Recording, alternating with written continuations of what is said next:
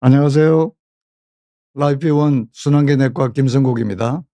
오늘은 경동맥이 두껍다는데 어떻게 해요? 라는 제목으로 뇌중막 두께의 의미와 적극적 동맥경화 치료에 대한 내용을 말씀드리겠습니다. 순서는 먼저 경동맥, 위치가 중요하죠. 그 다음에 경동맥 초음파는 무언가, 뇌중막 두께, 그 다음에 경화반, 그리고 두께의 의미, 두꺼울수록 이제 심혈관, 뇌혈관 위험도가 증가하죠. 그 다음에 동맥경화는 어떻게 진행되는 건가. 그 다음 마지막으로 두께에 따른 대처, 예방과 치료에 대한 것 되겠습니다. 먼저 경동맥을 봅니다. 보시면 경동맥이 보면 심장과 여기 보시면 여기 심장, 그 다음에 뇌 이 사이를 연결하는 이게 가교 역할을 하죠. 그러니까 만약에 경동맥에 문제가 생긴다 그러면 이게 뇌에는 위험하겠죠. 그래서 이 자리가 중요하고 그다음에 여기는 이게 초음파로서 아주 보기에 좋은 자리입니다. 다음 이 경동맥 초음파는 이게 그 초음파가 이게 어떻게 보면 이게 그 가장 그 혈관을 정확하게 구조를 갖다가 가까이서 관찰할 수 있는 여기 위치고 이게 방법입니다. 그래서 경동맥을 봄으로써 전신 동맥의 그 상태를 파악하는 지표가 된다는 것. 그리고 그다음에 동맥경화를 조기에 진단을 할 수 있어요. 그리고 동맥경화가 어느 정도 진행됐는지 그 정도 파악하는 데도 대단히 유용한 검사법이 되겠습니다. 이제 많은 연구들을 해봤습니다. 연구들을 해보니까 놀랍게도 중년 성인 경우에 약 한 35%가 정상과 관계없이 경동맥에 이게 동맥경화가 있더라는 거고, 또 30%는 관상동맥에 이게 동맥경화가 있더라는 겁니다. 무작위로 다 이렇게 조사를 해보니까. 그리고 이제 그 폐사 연구에 의하면 40세에서 54세 사이에 증상이 없는 사람 4,000명을 가지고 이게 대상으로 조사를 했습니다. 하니까 이게 놀랍게도 60% 이상에서 한 군데 이상의 동맥경화가 있다라는 겁니다. 그리고 그중에 상당수 40% 이상은 3년 추적해 보니까 진행이 되더라는 겁니다. 그래서 이걸 보면 여러분들도 나는 정상이 없어 상관없어가 아니라 정상이 없다 하더라도 40세 이상쯤 되면 한번은 이게 자기 혈관을 한번 이렇게 파악을 해 봐야 되겠습니다. 특히 뭐 담배를 한다 아니면 고혈압, 당뇨, 고지혈이 있다 또는 아니면 가족력이 있다 그러면 더더구나 이게 반드시 자기 혈관을 한번 봐야 됩니다. 이때 이제 경동맥 초음파가 쓰이는 거죠. 그래서 그다음 뇌중막 두께 경화반에 대한 내용입니다.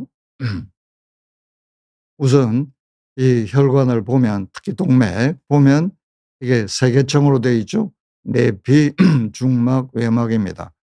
내피는 그 내피세포라고 하는 단일청으로 되어 있어요. 굉장히 얇죠. 그다음에 중막은 근육청입니다. 어느 정도 두께가 있습니다. 그리고 외막은 섬유질청입니다. 그래서 초음파로 볼 수 있는 것은 앞에 두 개, 내막, 중막입니다. 다음 보시면 이게 우리가 경동맥 초음파를 했을 때 일반적으로 보는 소견입니다. 보면 이게 가운데 까만 거는 이게 피가 흘러가는 데입니다. 그리고 이제 이게 바깥층에 이게 보이는 게 이게 이제 우리가 이제 초음파로 측정하는 뇌중막이 되겠습니다.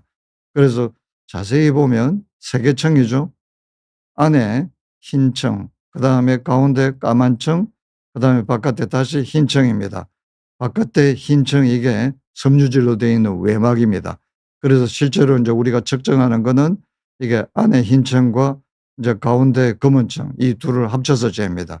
이게 이제 내중막이 되는데 밑에 아래 보시면 해부학적으로는 이게 맨 안층에 아주 얇은 것 내막, 그다음에 어느 정도 두꺼운 근육층 중막이죠. 이제 이걸 봅니다. 그다음에 바깥에 이제 외막은 섬유질층, 이제 이거는 이제 흰 선으로 이제 나타나니까 인제 요거를 인제 측정할 때는 요걸 뺍니다.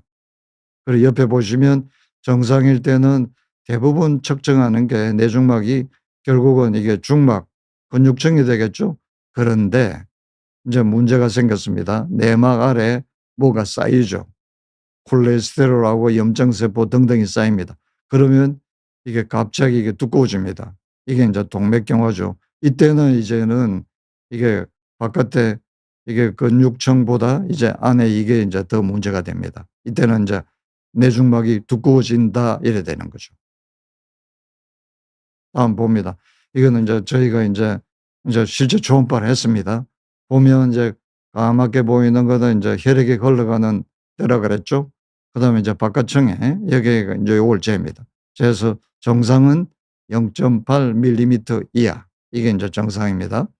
그런데 여기 아래 보시면 이게 쭉 이렇게 정상으로 가다가 어떻게 이게 두꺼워지죠? 이게 내중막이. 그래서 이 두꺼워진 이걸 우리가 동맥경화라 경화반하고 동맥경화다라고 이제 진단을 합니다. 병이 되는 거죠. 그래서 이걸 단독으로 측정해서 1.5 밀리 이상이다, 또는 주변보다 50% 이상 두껍다 그러면 우리가 이제 동맥경화라고 진단을 붙여야 됩니다. 이제 질병이 되는 거죠. 그러니까 정상이 없다고 병이 없는 것 아니죠. 우리나라 이게 그 표준치입니다. 참고하십시오.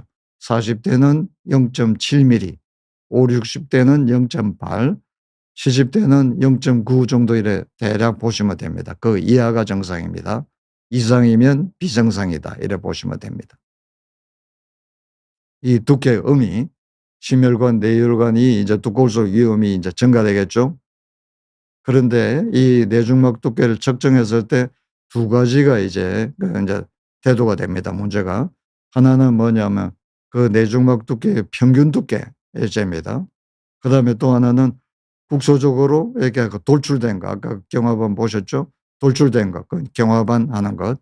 인제 이 각각이 다 문제가 됩니다. 이 평균 내중막 두께가 두꺼워진 것, 이거는 뭐냐면 경화반이 있는 부위는 제외하고 다른 부위입니다. 그걸 측정했을 때 두꺼워지는 것, 이거는 주로 노화라든지 고혈압 때문에 생기는 변화를 반영합니다. 아까 중막은 이게 혈압에, 그다음에 이제 그 외막도 혈압에, 내막은 이제 혈류에 이래 반응합니다. 그러니까 혈압이 계속 높으면 중막이 두꺼워지겠죠. 그래서 이때는 평균 내중막 두께가 두꺼워지는 겁니다. 그래서 인제 연구들을 인제 많이 했습니다. 그 데이터를 보면 이게 경동맥 내중막 두께는 이게 두꺼울수록 이게는 이제 평균 두께를 따집니다. 심혈관, 뇌혈관 위험이 이게 증가하더라는 겁니다. 여기 보시면, 예, 데이터를 보시면 이 7년 동안 이제 추적 검사를 했습니다. 했는데 보니까 그 상위 20%, 그러니까 두꺼운 그룹 20%와 이게 얇은 20%를 비교해 보니까 무려 5배, 7년 사이에 5배 심근경색, 이게 그 뇌졸중, 이게 그러니까 중풍이 생기더라는 겁니다. 어느 정도 생기냐. 7년 사이에 거의 25%가, 처음 시작은 모두가 다 정상이 없었으면 정상이었습니다. 멀쩡한 사람들인데 7년 사이에 상위 그룹 20%는, 그러니까 거의 4명 중에 1 명이 심근경색이나 뇌졸중이 생기더라는 겁니다. 이게 상당히 무섭죠. 그다음에 인제 다른 데이터입니다. 뇌중막 두께가 0.1 밀리 증가할수록 심근경색은 15%, 뇌졸중은 18% 증가하더라는 이게 데이터고, 이게 또 이게 많은 숫자를 가지고 있습니다. 그다음에 이거는 그 내중막 두께가 1 밀리 이상이냐 이하냐 이걸 가지고 인제 비교를 해 봤습니다. 그러니까 두꺼운 쪽이 여성들은 거의 3배 이상, 남자들은 2배 이상, 2배 정도 이게 중풍이 잘 오더라 이겁니다. 그다음에 저기 또 다른 데이터입니다. 보니까 남녀 공이 두꺼울수록, 내중막 두께가 이게 점점 두꺼울수록 이게 심혈관, 뇌혈관 질환, 다시 말해서 중풍이나 심근경색이 점점 늘어나는데 거의 직선 비례를 합니다. 특히 여성들은 더 가파르게 올라가네요. 그래서 여성들은 더 두꺼울수록 이게 더 조심스럽겠습니다. 이제 그래서 인제 그 평균 내중막 두께가 두꺼워지는 것뿐만 아니라 그거보다 좀 더 위험한 거는 실질적인 질병인 이 동맥경화, 경화반이 있는 겁니다. 이 경화반의 크기는 부피라든가 면적이라든가 두께를 따지는데 이게 현실적으로는 이게 두께가 가장 이게 그 편하게 재을 수 있기 때문에 두께를 많이 씁니다. 여기 보면 어쨌든 이게 두꺼울수록 면적이 넓을수록 이게 그 뇌졸중 위험은 급격히 증가합니다. 그다음에 뿐만 아니라 이게 경화반의 개수를 따져도 개수가 많아질수록 이걸 인제 그 플라그 스코어라 그럽니다. 경화반 점수. 그래서 이게 인제 대략 여기 6 군데 따져서 6 군데 다 있다. 1 군데도 없다. 이렇게 따지는데 6 군데가 다 있다 그러면 거의 6 배. 이게 그러니깐 10년 조사를 보니깐 한 거의 5명 중에 그 1 명은 이게 인제 그 심근경색이나 뇌경색이 오더라는 겁니다. 그래서 개수도 중요하고 그다음에 모양도 중요합니다. 표면이 거칠다. 이게 불규칙하다. 안 좋고 궤양이 있다. 이거 아주 안 좋습니다. 그다음에 초음파로 됐을 때 까맣게 나온다. 이거는 위험합니다. 대신에 하얗게 이제 석회화돼서 이제 이게 하얗게 나온다면 상대적으로 좀 안정적이다. 이래 봅니다.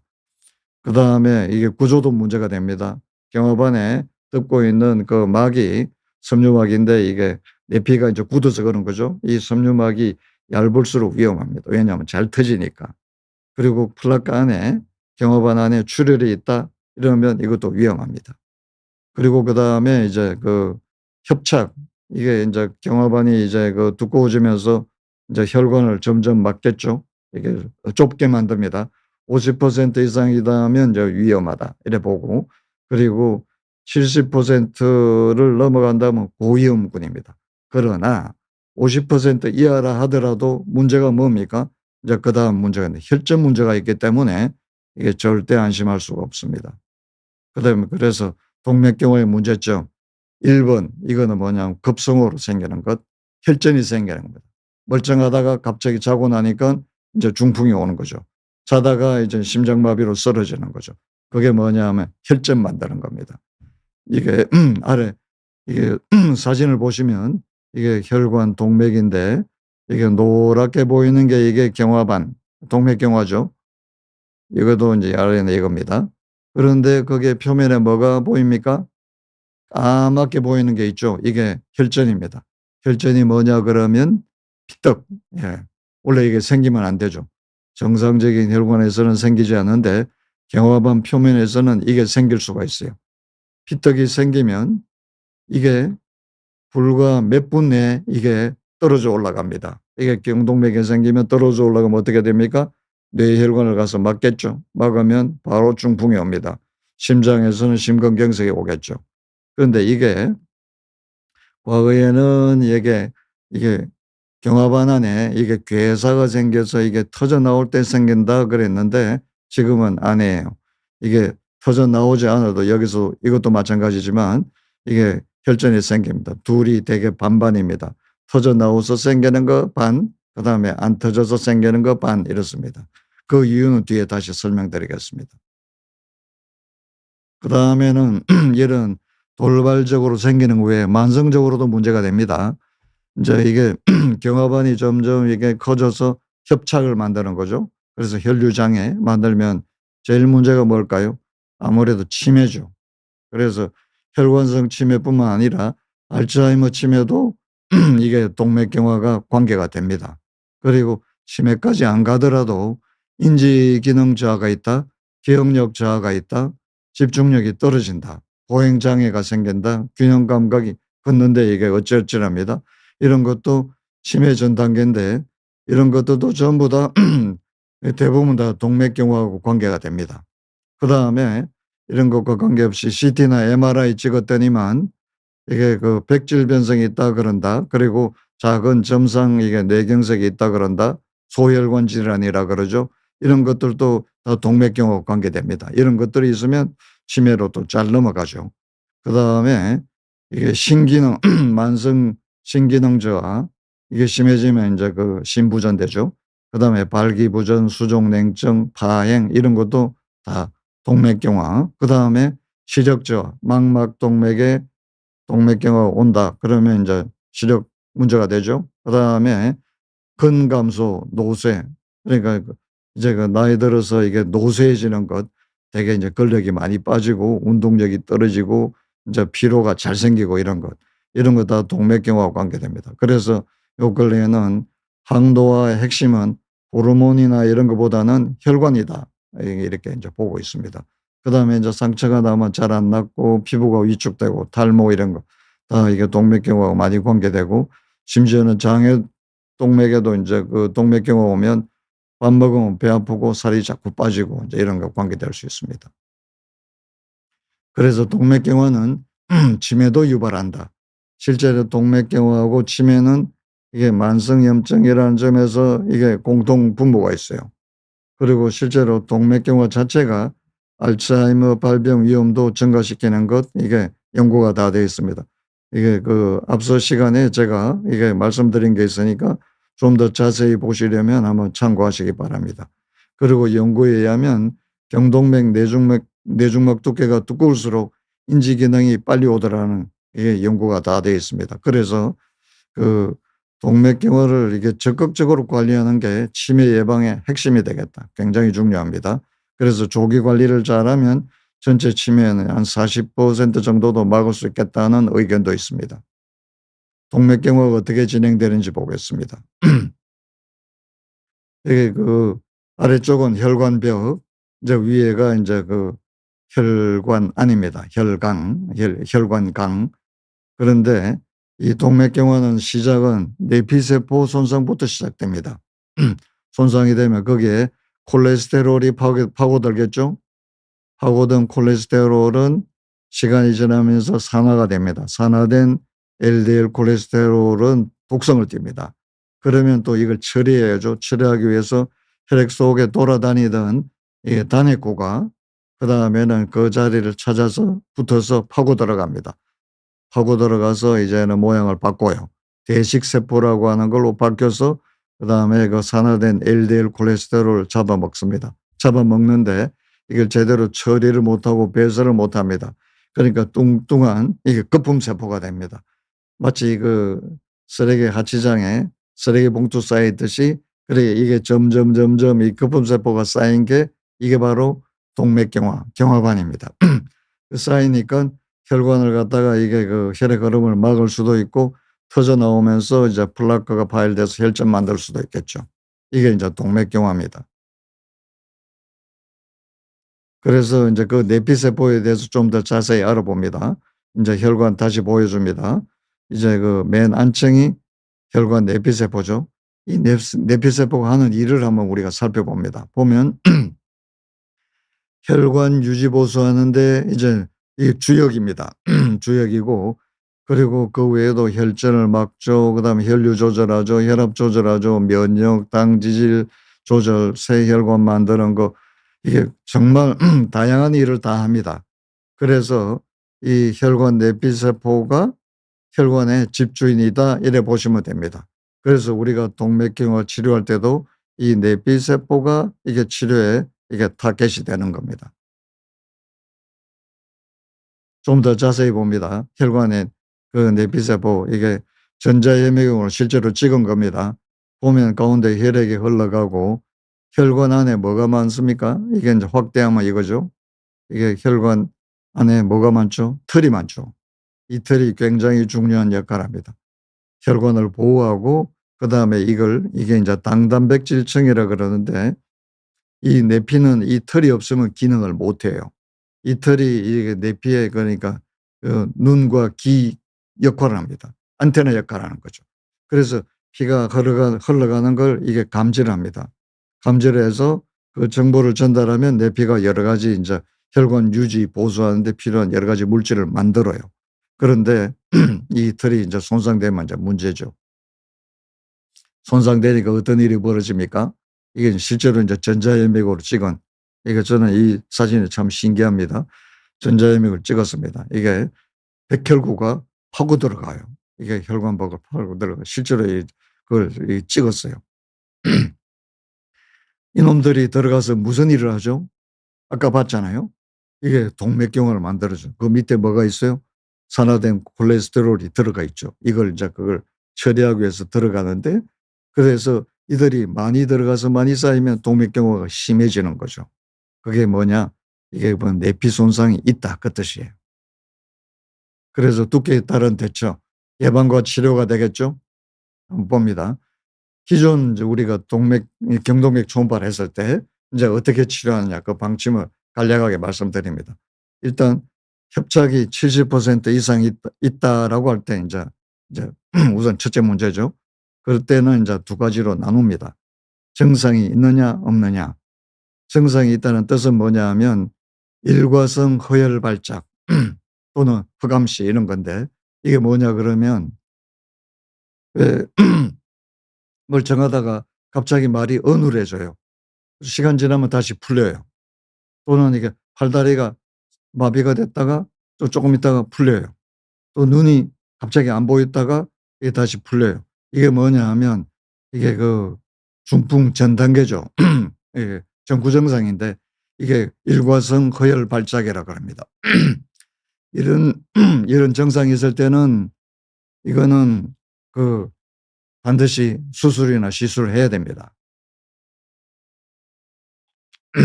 왜냐? 그다음에 이제 진짜가 오니깐요. 예. 이거는 이때는 그게 무슨 사인이냐면 작은 혈전이 생겼다가 녹았다는 이야기예요. 그리고 그다음 순간에는 올 때는 큰 게 올 수 있는 거죠. 그러면 이제 진짜 완전 마비가 오고 인제 이런 문제가 생기니깐요. 그래서 이때는 이게 수술이나 시술은 이게 반드시 해야 된다. 그런데 이제 문제는 70% 이상 되는데 증상이 없다. 이때는 좀 신중해야 됩니다. 왜냐? 실제로 이제 연구를 해 봤어요. 예, 조사를 다 해 봤는데 수술한 사람들 그다음에 안 하고 적극 약물 치료로만 한 사람들하고 비교를 해 보니까 별 차이가 없어요, 수술은.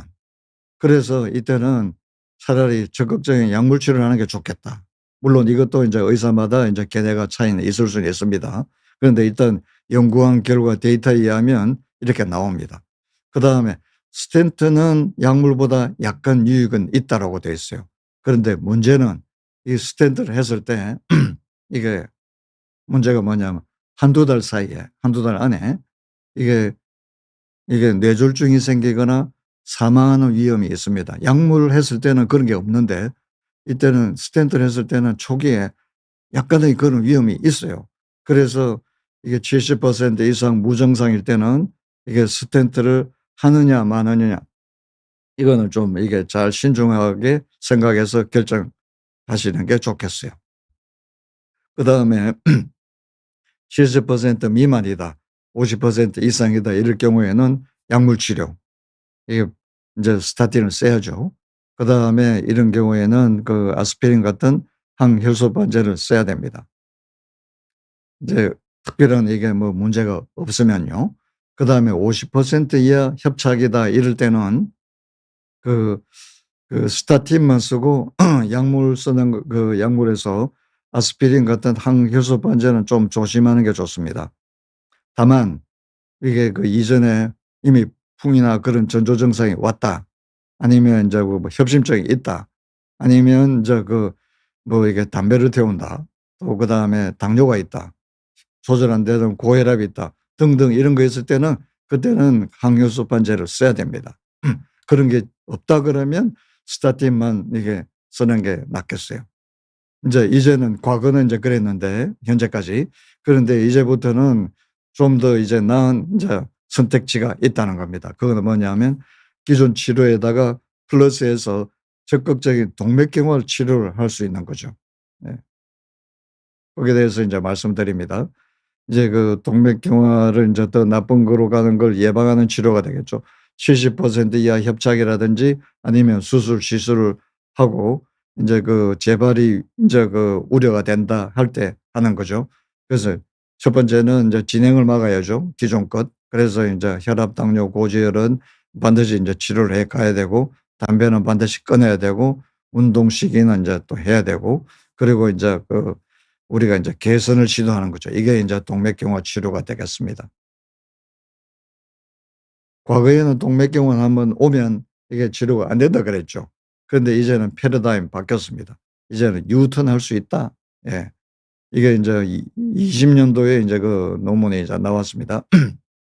그래서 정상과 동맥경화는 이게 왔다 갔다 할 수 있는 가역 과정이다. 비가역이 아니다는 겁니다. 그리고 실제로 인제 여러 인제 그 논문들이 나오고 있습니다. 동맥경화가 개선된다는 것. 예. 그리고 인제 22 년도에 인제 그 구체적인 인제 치료 전략에 대한 논문도 나왔습니다. 이거는 인제 콜레스테롤은 이제 최대한 떨어뜨려라. 이제는 그 50 까지 떨어뜨리기도 하고 70 정도 떨어뜨리기도 하고 그렇습니다. 그다음에 이제 동맥경화는 만성 염증이니까 염증을 떨어뜨리도록 인제 약제를 씁니다. 그다음에 인제 제일 중요한 거는 이게 내피세포 아까 보셨던 이걸 갖다 내피세포 기능 구조를 이제 다시 살리는 것 이게 됩니다. 그래서 좀 더 구체적으로 보면 인제 저희가 인제 치료하는 거하고도 관계되는데 내피세포 활성화 이거는 인제 척류를 증가시켜야 된다 그랬죠. 좋은 혈류, 피가 좋은 그 혈류가 만들어져야 됩니다. 그걸 위해서는 본인이 해야 될 것은 유산소 운동. 그다음에 본인이 하는 건 한계가 있죠. 그래서 이제는 ECP라고 하는 본격적인 인제 그 치료 이 척류를 증가시켜서 내피를 활성화시키는 치료법을 도입을 합니다. 미국에서는 몇십 년 됐습니다. 그다음에는 이제 그 동맥경화는 만성 염증이니까 항염 항산화 시기 본인이 해야 될 거죠. 그다음에 인제 그걸로는 인제 역부족이니까 치료 때는 항염 항산화 약제를 인제 사용합니다. 인제 다시 한번 보면 이 혈관에 이게 인제 그 여기에 털들 당 단백질층이 중요하다 그랬죠. 이 회복에 대단히 중요합니다.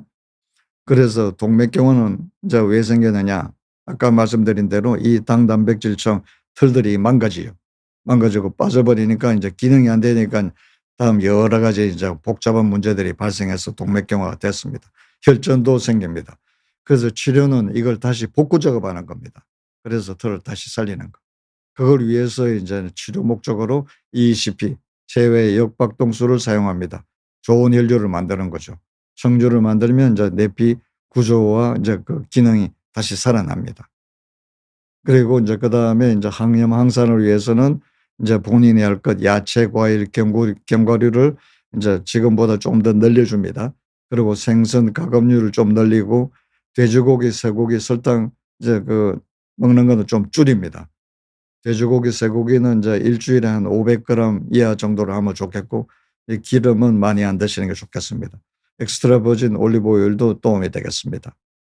그리고 이제 본격적인 치료에 들어갑니다. 치료는 이제 항염, 항산화, 수액 경구제를 쓰는 거죠. 그래서 강력하게 염증, 만성 염증을 잡아주는 겁니다. 동맥경화는 염증이죠. 그다음에 이것뿐만 아니라 아르기닌을 활용할 수도 있습니다. 이거는 들어가면 내피세포가 산화질소를 만들어서 여러 가지 역할을 하기 때문에 아르기닌이 들어가면 산화질소 잘 만듭니다. 그래서 이제 혈관 개선이 되는 겁니다. 그래서 저희가 이 항염 항산화 수액하고 ECP를 이게 같이 결합해서 동맥경화 치료하는 것으로 저희가 최근에 특허를 받았습니다. 그래서 그 특허법으로 치료한 사례를 몇 사례 말씀드리겠습니다.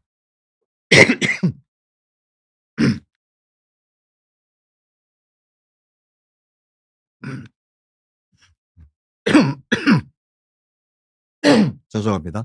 54 세의 남자분입니다. 고지혈이 있고 그다음에 관상동맥 협착이 있습니다. 이분은 그래서 치료하고 이게 발기 개선이 많이 되고 그다음에 피로 체력 개선되고 수면 개선되고 피부 개선되고 이런 주관 증상들이 많이 좋아졌습니다. 그런데 이게 흥미롭게도 이분이 그 치료 전에 관상동맥 CT를 찍었습니다. 찍었는데 이게 전과 후를 비교해 보세요. 보면 전에는 가지가 좀 앙상하죠. 그런데 치료하고 나서는 이 굵은 가지 끝에 가지들이 장가지들이 많이 발달한 걸 볼 수 있습니다. 다시 좀 더 자세히 보겠습니다. 치료 전 불과 이게 5 개월 사이에 일어난 일입니다. 여기도 보면 혈관이 많이 발달했죠. 이 부위도 보면 이 길게 굉장히 많이 발달했습니다. 다른 부위들도 발달했습니다. 여기도 마찬가지 여기도 거의 안 보이던 게 그다음에 길게 많이 발달하고 다른 부위들도 많이 발달했습니다. 이렇게 이게 경동맥만 좋아지는 게 아니라 이게 그 심장혈관도 많이 발달하는 걸 볼 수 있습니다. 또 다른 분입니다. 65세 여자분입니다. 보면 경동맥 치료하고 나서 그다음에 이게 2.0이 1.4, 2.1이 1.0으로 상당히 동맥경화가 현저히 개선이 됐습니다. 되면서 흥미롭게도 이게 타 병원에서 찍은 그 뇌 MRA입니다. 보시면 우측 중뇌동맥이 거의 안 보입니다. 왜냐하면 여기 협착이 심해서요. 그런데 치료 끝나고 어떻게 됐나요? 이제는 꽤 잘 보이죠. 협착이 많이 풀렸습니다. 뇌혈관도 좋아진 겁니다. 그다음에 다른 분입니다. 이게 60세 여자분 고혈압이 있으신 분인데 치료하고 머리가 맑아지고 이제 잠도 잘 자고 피부도 좋아지고 인제 등등입니다. 그런데 보시면 1.4가 1.1, 1.9가 1.2 좌우가 다 좋아지면서 거의 정상에 가깝게 됐습니다. 그다음에 다른 분입니다. 66세 여자분 고지혈 골다공증이 있으신 분인데 이분도 2.0, 1.5 이상은 동맥경화라 그랬죠. 예. 2.0이 1.2, 2.3이 1.6 상당히 그 진행된 동맥경화가 거의 이제는 동맥경화 거의 수준 인제 그 경계성 정도로 좋아졌네요.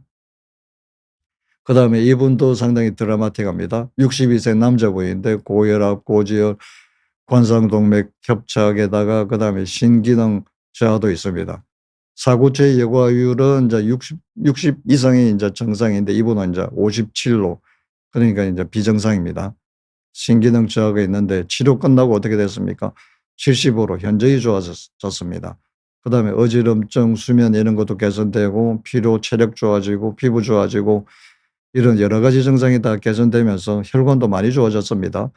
두께가 2.8mm나 되던 두꺼운 그 경화반이 1.5로 되고 그다음에 1.7mm 되던 게 1.1mm로 단위는 다 밀리미터입니다. 이렇게 현저히 많이 개선되고 있습니다. 그리고 그다음에 5.4이던 게 이제 4.0으로 꽤 많이 줄고 그다음에 68% 협착이던 게 50%로 협착도 많이 풀려가고 있습니다. 또 다른 분입니다. 그 이분 56세 여자분 이분도 두께가 2.2가 1.3으로 많이 줄었죠. 그다음에 1.7이 1.2로 인제 이제는 인제 더 이상 동맥경화라고 진단이 안 됩니다. 예. 그다음에 57세 남자분입니다. 이분은 인제 협심증이 있으신 분이에요. 그런데 치료하면서 이제는 그 인제 계단 6층 계단 인제 올라가도 이제는 그 가슴이 뻐근하지 않답니다. 전에는 당연히 그 아팠죠. 그런데 이분도 보면 그 우측에 경동맥동에 2.5가 1.5로 현저히 많이 줄었습니다. 그다음에 협착도 66% 있는 게 27%입니다. 이게 경동맥의 열이 줄어든다는 것은 이게 그 관상동맥도 비슷한 변화가 있으리라고 추정하죠. 그래서 이게 그 협심증도 많이 개선이 되는 거죠. 그리고 1.8mm던 게 1.1mm 그다음에 2.2mm던 게 1.4로 각각 이게 많이 줄었습니다. 예. 그리고 인제 마지막으로 저희가 최근에 이게 "동맥경화 되돌릴 수 있어요."라는 책을 발간했습니다. 그래서 동맥경화 치료에 대해서 좀 더 관심이 있으신 분은 이 책을 좀 참고하시면 그 도움이 많이 될 것 같습니다. 예. 이제 질의응답 받겠습니다. 질문 올려주세요. 예. 그 첫 번째 질문입니다.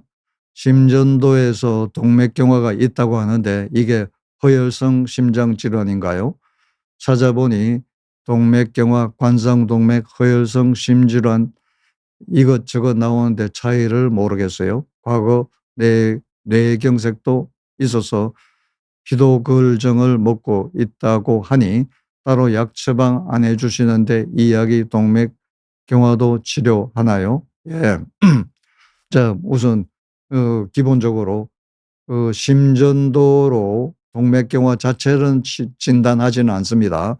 다만 이게 심전도로서 동맥경화 때문에 생기는 그 허혈성 심질환, 그 심근경색 특히 그다음에 그 협심증 이거는 이제 우리가 심전도가 예민하게 반응합니다. 그래서 그걸 진단하고 그래서 그런 게 있다는 뜻인데 그렇다는 것은 이게 이제 동맥경화가 있다라고 인제 우리가 추정하는 거죠. 이때는 인제 아까 말씀드린 경동맥 초음파라든지 아니면 관상동맥 조형 CT 또는 조형술 이런 걸 활용해서 좀 더 이렇게 정밀하게 이게 확인해야 될 것 같습니다. 그리고 과거 뇌경색, 결국 이 뇌경색도 동맥경화입니다. 그러니까 이런 분들은 이게 이게 혈관이 한 군데만 동맥경화가 있는 게 아니죠. 이게 전반적으로 다 이렇게 퍼져 있다 이래 봐야 됩니다.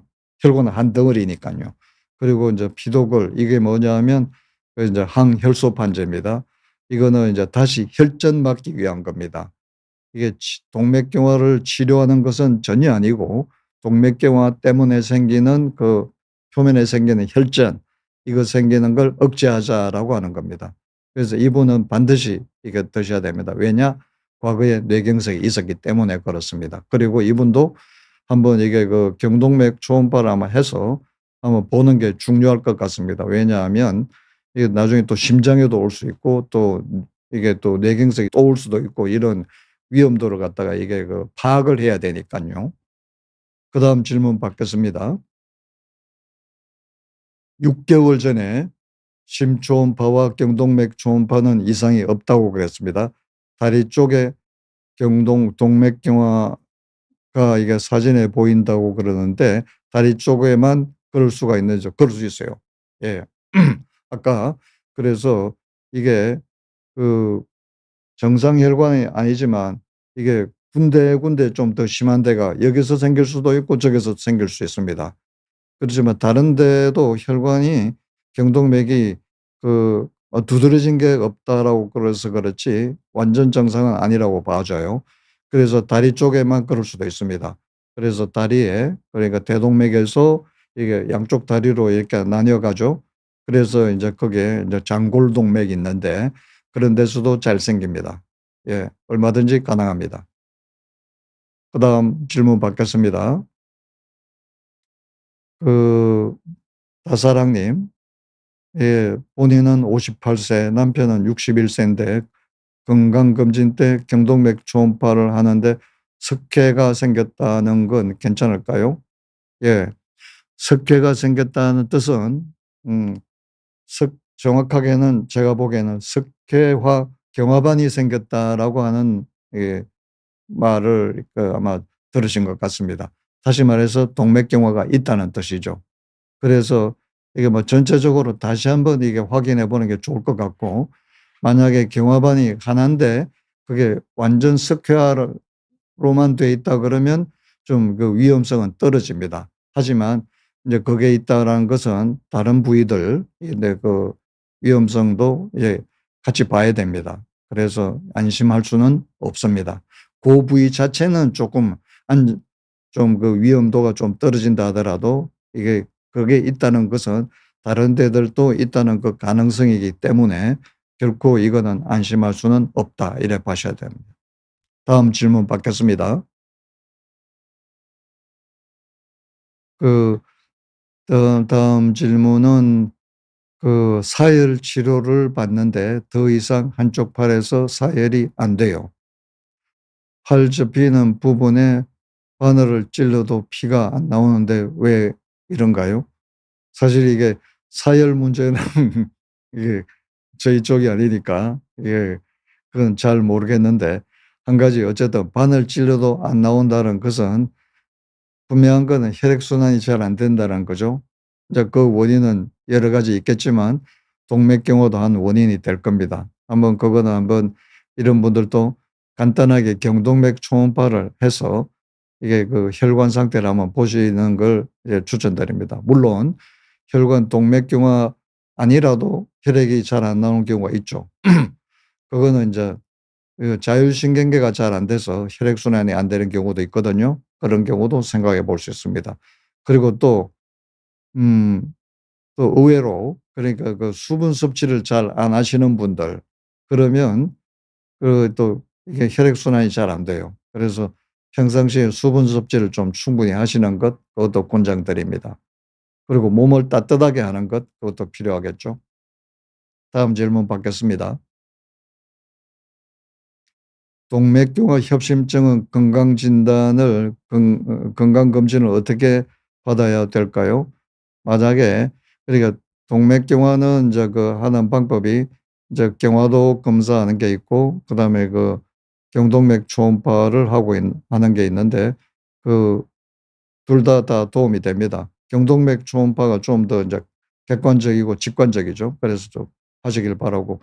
협심증인 경우에는 그것도 이제 건강검진할 때 하셔 가지고 하면 이거는 이제 운동 부하 검사를 할 수 있고 그다음에 관상동맥 이게 CT를 찍어 볼 수 있습니다. 그런 걸로 항목을 추가해서 하시면 좋겠습니다.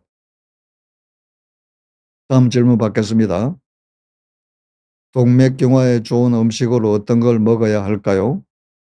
최근 건강검진에서 의사가 동맥경화 진행이 살짝 보인다는 말을 하더라고요.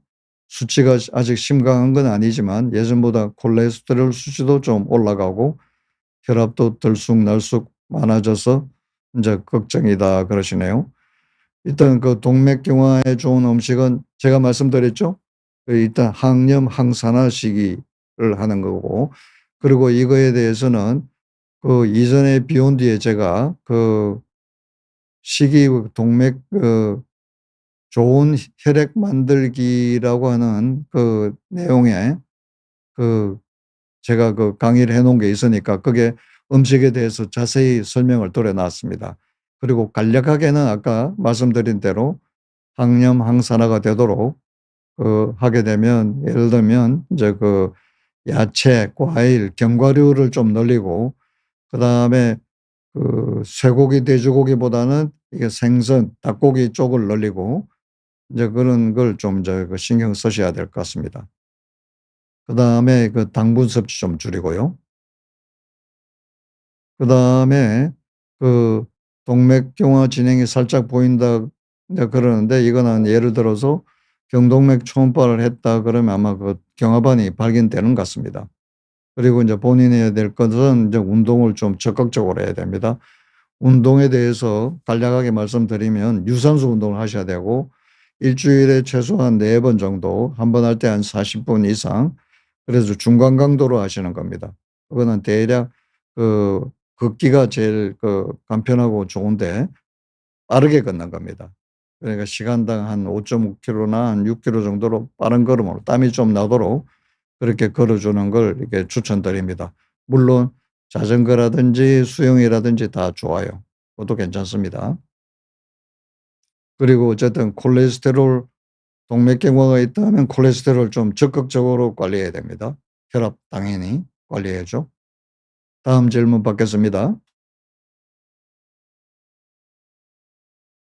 다음 질문. 부친이 동맥경화 진단 받으셨네요. 그리고 혈압이 더 올라갔습니다. 동맥경화가 있으면 혈압이 왜 더 나빠지는지 그리고 동맥경화는 어떻게 관리하는지 합병증도 걱정이 된다 그랬습니다. 동맥경화 고혈압이 동시에 있을 때 어떤 치료법이 가장 효과적인가요? 예. 먼저 그 동맥경화하고 고혈압의 관계는 고혈압이 동맥경화를 만들죠. 그런데 동맥경화가 되면 또 혈압을 올려요. 왜냐하면 심장에서 피를 딱 짤 때 혈관이 동맥이 말랑말랑하면 이게 압력을 이렇게 흡수하죠. 그래서 확 올라가질 않습니다. 그런데 어떻게 해요? 딱딱해져요. 그러면 짜자마자 혈압이 확 올라가죠. 이게 그걸 갖다가 이게 완충을 못하니까 그렇죠. 그리고 또 동맥경화 자체는 또 그 고혈압을 악화시킬 뿐만 아니라 고혈압은 또 동맥경화를 만들어요. 앞서 말씀드렸죠. 앞서 우리가 말씀드린 대로 동맥경화가 생기는 게 내피 손상부터 시작된다 그랬죠. 그 내피 손상시키는 주범 중에 이제 어떤 게 있나 하면 고혈압, 그다음에 당뇨, 그다음에 막강한 담배, 그다음에 운동 부족, 스트레스, 염증 이런 것들이 있습니다. 그다음 수면 부족도 있고 뭐 이런 것들이 있습니다. 그런 것들이 전부 다 내피를 손상시켜서 동맥경화 만드는 원인이 되는 거예요. 그래서 이런 경우에는 어쨌든 혈압 자체를 적극적으로 혈압을 컨트롤해야 됩니다. 해야 되고, 그다음에 이게 동맥경화 합병증은 앞서 말씀드렸죠. 이게 첫 번째가 뭐죠? 갑자기 생기는 돌발적으로 생기는 혈전 때문에 중풍, 심근경색 오죠. 그다음 만성적으로는 치매 등등 여러 가지가 옵니다. 그래서 이 동맥경화 관리는 본인이 해야 될 것은 아까 조금 전 일러드린 대로 운동, 유산소 운동, 그다음에 항염, 항산화 시기 이걸로는 이제 관리하는 건데 개선시킬 수는 없어요. 그래서 이게 만약에 가능하다면 이게 치료를 해야 됩니다. 그걸 치료를 인제 저희가 하죠. 이제 저희 병 와서 인제 아까 특허된 그 치료로 인제 치료를 합니다. 적극적으로 치료를 원하시면 오셔 가지고 치료를 받으시면 됩니다. 그리고 이 이제 그 정도에 따라서 동맥경화 정도에 따라서 이제 써야 될 약과 이런 것들이 인제 달라질 수 있으니까 그래서 동맥경화가 있다면 혈압, 지질, 그다음에 당 이거 다 골고루 다 이게 다 맞춰 줘야 됩니다. 예. 다음 질문 받겠습니다. 부정맥이 왔다 그러네요. 그래서 협심증 약을 복용하고 있는데 다리가 저리고 시리다. 심장하고 연결이 될까요? 어떤 검사를 해 봐야 예. 먼저 첫째 부정맥하고 협심증은 별개의 문제입니다. 그래서 만약에 부정맥도 종류가 여러 가지거든요. 이제 보통 이제 문제가 되는 게 일반적으로 이제 심방세동이라고 하는 부정맥인데 이 경우에는 이제 항응고제를 씁니다. 음 인제 나이 드신 분이 조건이 되면 써야 되고 그런데 협심증 이것 때문에 협심증 약을 쓰지는 않아요. 그래서 이거는 좀 잘못 알고 계신 것 같은데 만약에 부정맥이 사실이라면 이제 항응고제를 이제 써야 될 경우에 써야 됩니다. 반드시 다 쓰는 건 아니에요. 조건이 맞아야 씁니다. 그리고 그다음에 다리가 저리고 시리다. 그거는 이게 동맥경화 가능성이 이거 다분히 있죠. 이때는 그래서 혈관 상태를 파악해 봐야 됩니다. 심장하고 연결이 될까요? 심장보다는 동맥이 먼저 우선시 되겠습니다. 심장은 이제 부정맥하고 연결이 되고 이제 시린 거는 혈관하고 연결이 되고 이렇습니다. 이때는 그래서 심장에 대한 거는 이제 우리가 할 수 있는 건 뭐 심전도라든지 그다음에 심장 초음파라든지 이런 걸 해볼 수 있을 거고 인제 혈관 문제는 인제 그때는 우리가 아까 말씀대로 경동맥 초음파를 보내 드립니다. 다음 질문 받겠습니다. ECP 치료에 대해서 좀 더 설명해 주세요 그랬는데 ECP는 뭐냐 하면 예 이것도 좀 더 제가 앞선 그런 강의에서 비욘디 강의에서 이제 설명한 부분들이 있으니까 나중에 시간 되면 참조하시고 지금은 제가 간략하게 말씀드리겠습니다. ECP는 뭐냐 하면 그 우리 몸에서 심장이 피를 짜죠. 짜는데 심전도를 부착해서 심장이 안 짤 때 심장은 이제 짜는 건 수축기, 심장이 안 짜는 건 이완기인데 이완기 때 이 기계가 심전도를 가지고 이제 와서 인제 이완기 때 한 번 더 짜 주는 거예요. 그래서 심장이 한번 짜고 그다음에 기계가 한번 짜고 짜는 것은 이게 그 종아리, 허벅지, 엉덩이에다가 인제 커프를 감아요. 큰 혈압계라고 생각하면 됩니다. 커프를 감아서 공기를 갖다가 이제 순차적으로 종아리, 허벅지, 엉덩이에 해서 순차적으로 이렇게 순간적으로 확 넣어 줘요. 넣어 주면 확 짜죠. 그래서 심장에 한번 짜고 그다음에 인제 동맥을 한번 짭니다. 그러면 동맥을 짜면 전신 혈액순환이 되냐? 됩니다. 이 동맥은 전체가 어떻게 보면 한 덩어리라고 보면 됩니다. 그래서 심장에 한번 보태 주고 그다음에 이 동맥을 짜면 이게 동맥에서 이제 장가지로 이제 모세혈관 쪽으로 해서 피가 쫙 가니깐요. 그래서 심장에 한번 짜고 그다음에 이제 이게 기계가 짜 주고 그럽니다. 그런데 사실은 이게 ECP를 취급할 때는 경험이 많이 중요한 것 같습니다. 이제 저도 인제 한 10 년째 하고 있는데 그래서 이걸 조절을 잘해야 효과가 더 뛰어나지, 이게 그 조절이 잘 안 되면 효과는 상당히 떨어질 수 있어요. 그래서 이걸 하는데, ECP는 사실은 미국에서 시작했습니다. 한 60 년도 더 됐습니다. 그래서 원래는 이제 그 관상동맥 이게 치료를 위해서 인제 시작을 했는데, 이제는 다른 혈관들도 다 개선되는 걸로 이제 다 되어 있습니다. 예. 질문 더 받겠습니다. 예. 그다음에 질문은 왼쪽 등에 그 통증이 생겼답니다. 그래서 '심장 때문에 생기는 방사통이 아닌가.' 이래 걱정이 됩니다. 그리고 그다음에 부정맥이 생겼는데, 오기 전에 오른쪽 팔, 어깨, 겨드랑이, 왼쪽 갈비 이쪽에 너무 아파서 잠을 못 잤답니다. 응급실에 가서 콩코르 복용 후에 그 증세가 없어졌는데 등이 아픈 건 왜일까요? 예.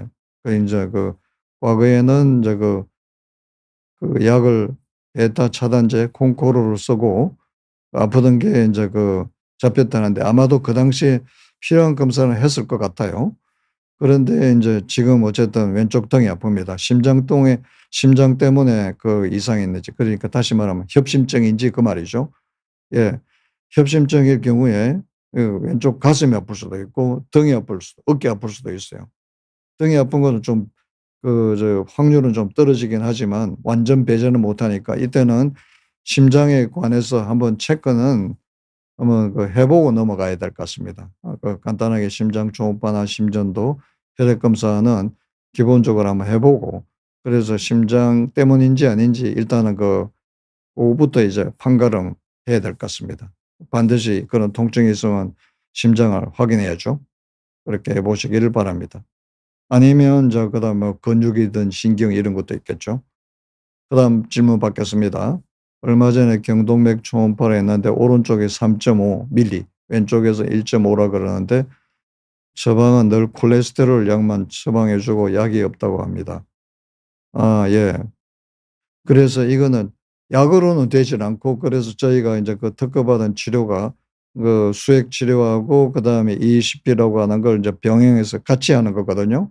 해서 지금 많은 분들이, 수백 명의 분들이 인제 효과를 보고 있습니다. 그래서 지금 3.5, 1.5 니까 꽤 진행이 되셨네요. 그래서 한번 만약에 가능하시면 저희 병원에 한번 내원해 주시면 한번 설명을 드리겠습니다. 이건 치료를 꼭 하시는 게 좋겠습니다. 예. 그다음에 질문을 더 받겠습니다.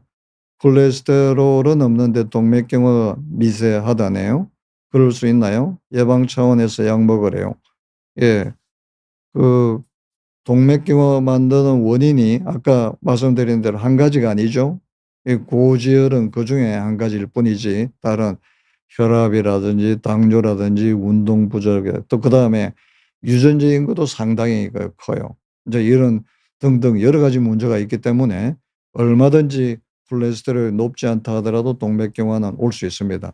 이런 경우에 그 만약에 이때 동맥경화가 생겼다 그러면 제 개인적인 생각에도 콜레스테롤을 한 70 정도 이렇게 유지시켜 주는 것도 괜찮다고 봅니다.